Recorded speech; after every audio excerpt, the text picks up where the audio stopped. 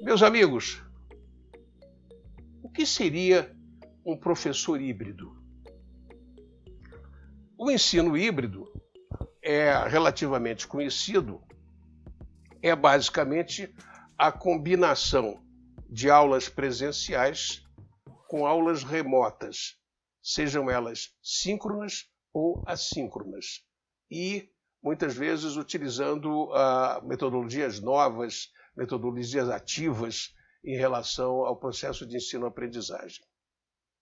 Hoje, todo mundo lida muito com a parte de aprendizagem no processo de ensino-aprendizagem.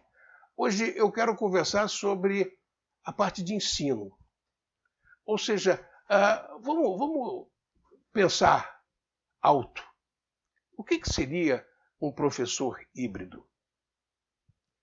Certamente seria um professor que vai ter aulas presenciais e vai ter aulas remotas, sendo essas aulas remotas síncronas ou assíncronas.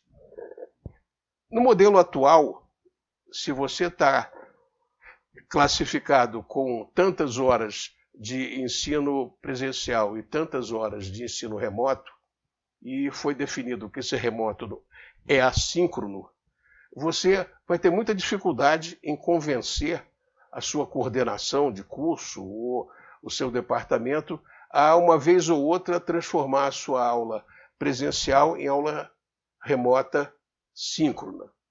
Se bem que já há toda uma discussão sobre se a aula remota síncrona não é presencial também.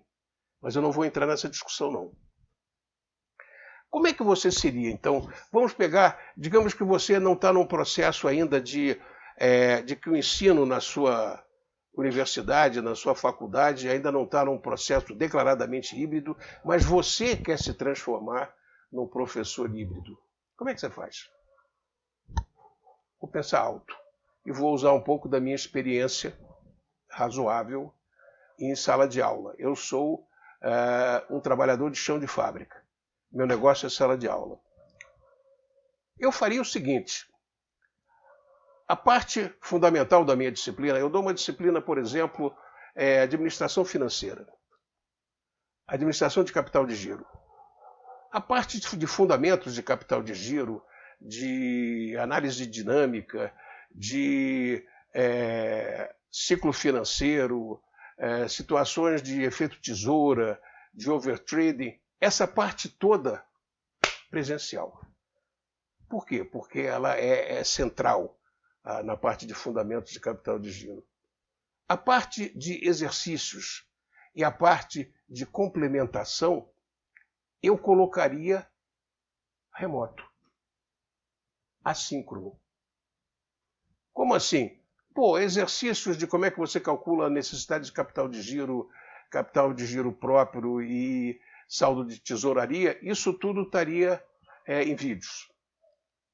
Da mesma forma, a utilização da análise dinâmica para pequenas e microempresas, aquelas que não têm a obrigatoriedade de publicar balanço, estaria num adendo chamado balanço perguntado, que é uma técnica que foi desenvolvida na Caixa Econômica há muito tempo atrás e que é simplesmente uma pérola para você conseguir fazer análise de capital de giro de empresas que trabalham por lucro presumido, por exemplo. Então, só para dar um exemplo, a parte básica presencial, exercícios e complementos remotos. Isso item por item. E aí, uma pergunta que me fez meu filho aqui, que também é professor. Aliás, eu tenho uma herança genética terrível para os meus filhos, que todos eles são professores, nunca vi. Ninguém quis ser banqueiro, por exemplo, né? Ou grande industrial, nada, tudo professor. Mas então, dentro de um sistema como esse aqui, o que você tem de exigência para o professor? A exigência para o professor, basicamente, é que ele seja semi-alfabetizado em termos digitais. Ora, onde é que eu vou colocar essas minhas apresentações todas de exercícios e de complementos? Simples. Abre um canal de YouTube assim como esse onde a gente está conversando e vai postando as suas coisas lá.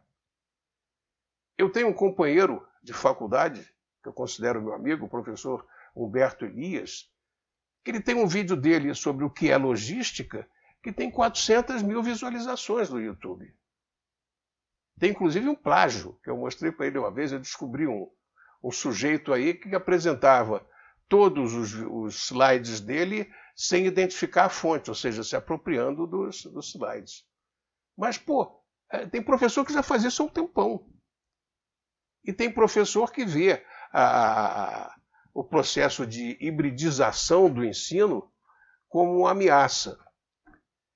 Eu tenho certas desconfianças sobre se realmente é uma ameaça. Eu lembro de quando começou a haver o ProUni, que havia um movimento imenso, um receio imenso de professores de que alunos do ProUni seriam alunos que jogariam para baixo o nível dos alunos em sala de aula.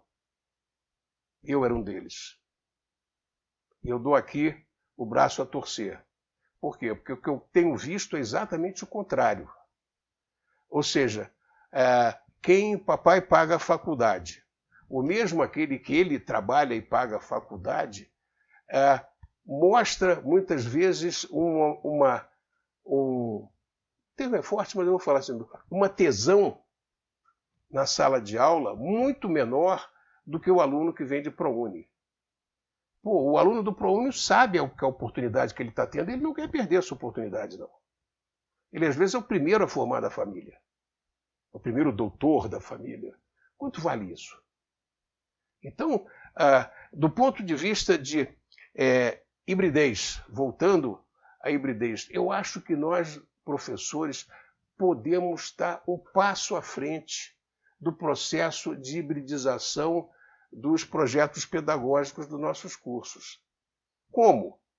Fazendo exatamente o que vai ser feito a nível de curso como um todo, dentro da sua disciplina.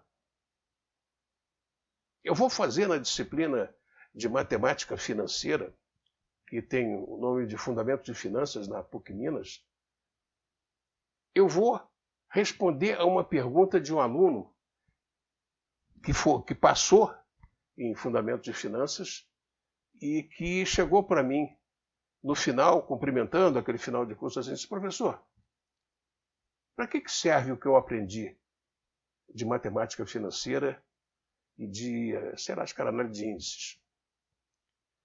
Eu não dormi a noite que esse aluno me falou isso. E o que acontece com todas as disciplinas minhas no início do curso? Eu tenho a aula inicial de apresentação do programa, etc. e tal, e depois eu vou, item por item do meu plano de trabalho, tópico tal, aplicações empresariais, aplicações na sua vida pessoal, e vou construindo um mapa de aplicações daquilo que eu estou ensinando. Ou seja, estou contextualizando tudo aquilo que eu pretendo dar em sala de aula. Isso é hibridizar? Não, isso é responder a um outro problema. Mas como é que eu vou fazer uma hibridização em matemática financeira?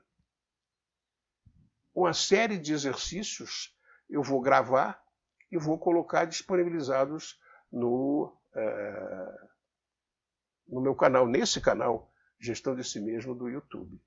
Ou talvez, não sei, estou pensando, talvez eu faça um canal separado, que seja um canal para os meus alunos da PUC Minas, aberto, evidentemente, para todos aqueles que queiram me dar o prazer ou tenham a coragem, né, de ver os meus vídeos. Mas não é tão complicado assim. O que a gente não pode é ficar que nem aquele filme que tinha antigamente, como era gostoso o meu francês. Ou seja, mudou. Aquela aula presencial clássica acabou. Você vai ter que dar uma aula, vai ter que participação, vai ter que fazer estudo de caso, vai ter que fazer uma série de coisas.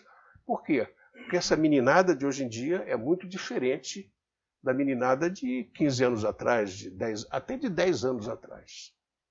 Então, uma pergunta final, e aí, como é que você avalia? Você tem uma parte híbrida e você tem uma parte presencial. Eu não sou dono da verdade e estou começando a pensar isso agora, mas uma das coisas que me passou pela cabeça é uma prova de conhecimentos em relação à parte fundamental e exercícios. Estudo de caso para certas aplicações da teoria de matemática financeira. E os complementos, trabalhos. Por exemplo, em matemática financeira, os programas trabalham muito pouco capitalização infinitesimal, capitalização de mesa de tesouraria. Coloca isso como adendo e pede um trabalho sobre isso, em que o seu vídeo é base, junto com outros artigos, para o garoto fazer um trabalho de 3, 4, 5 páginas sobre isso. Em administração financeira, eu faço desde sempre um trabalho prático em que os alunos têm que ir numa pequena empresa que trabalha por lucro presumido e tem que montar 2 balancetes de 2 meses seguidos, sei lá, agosto e setembro, e em cima disso fazer uma análise de necessidade de capital de giro, de saldo de tesouraria e de CDG. Ou então uma análise de ciclo financeiro e recomendações para a empresa. Onde ele vai buscar isso? Em certas referências bibliográficas e num vídeo que está aqui no canal Gestão de Si Mesmo. Então são essas contribuições, humildes contribuições desse veterano professor para como é que ele vai virar professor híbrido. Estou em pleno processo de mudança para um professor híbrido. Um abraço para vocês todos. Continuem me seguindo, moçada.